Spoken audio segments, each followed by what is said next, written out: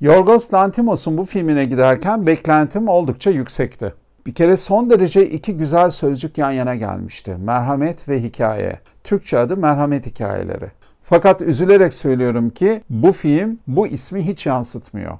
Aslında Lanthimos ana vatanı olan Yunanistan'da çektiği ilginç filmlerin köklerine dönmüş. Ama bence yanlışlık şurada. Filmi Amerika'da çekmiş. Kendi ülkesinde değil. Dolayısıyla Amerika'da çektiği için de iyice anlamsız hale gelmiş. Bu arada vurgulayayım ki Lanthimos'un bu 9. uzun metrajlı filmi ve 2011 yılında The Lobster'la birlikte ülkesi Yunanistan'ın sınırları dışında çalışmaya başladı ve o zamandan beri de kendi ülkesinde film çekmedi.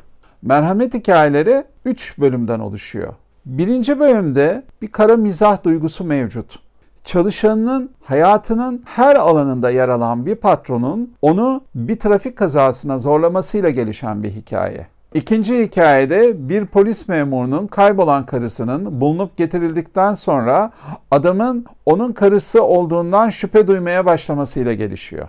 Üçüncü hikayede ise bir tarikata hizmet eden genç kadın ölüleri dirilten başka bir kadını keşfetmenin arayışında. Üç hikayenin ortak noktasında ise kısaca RMF dediğimiz bir adam var. Üç hikayede de Jesse Plemons'tan Emma Stone'a aynı oyuncuların farklı rollerde karşımıza çıktıklarını vurgulayayım. Film çerçeve olarak böyle. Ama 2 saat 44 dakika ve bana göre son derece manasız. Open your eyes and look clearly at what's going on around you. We might all be in danger.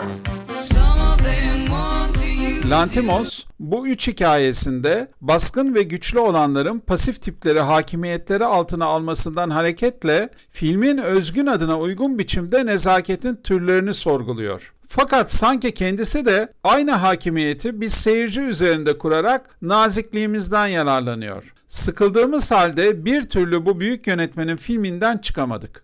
Bakınız, insan dediğimiz varlığın en ayrıksı, en tuhaf, en inanılmaz hallerine dair öyküleri sinemada çoğu kez seyrettik. Ama bunların birçoğu bize belli bir zevk veriyordu ve en azından bizim aklımızda ve kalbimizde bir yerlere oturuyordu. Bir anlamları vardı. Vallahi burada benim gördüğüm çok ünlenmiş, Oscar adayı olmuş, artık zirvelerde dolaşan bir yönetmenin yukarıdan bir bakışla seyirciyi zorlaması gibi geldi bana. Bir kibir hali var. Ayrıca böyle tırnak içinde söylüyorum, şımarıkça bir hikaye anlatımı var. Yani ben buna kafa yormak zorunda değilim. Evet, kafa yormak her zaman gerekmiyor. Siz sinemada sezgilerinizle de hareket edersiniz. Ama sinema olarak da zevk vermiyor. Son derece sıkıcı bir film.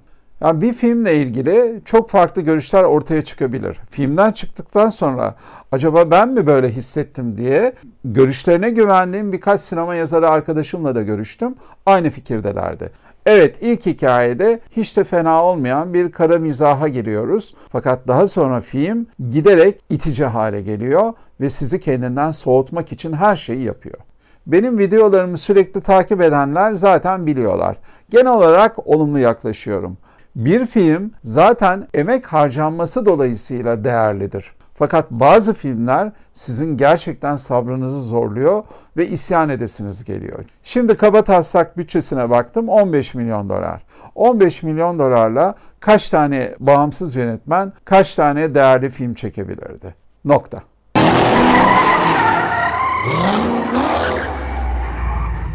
Isn't it wonderful?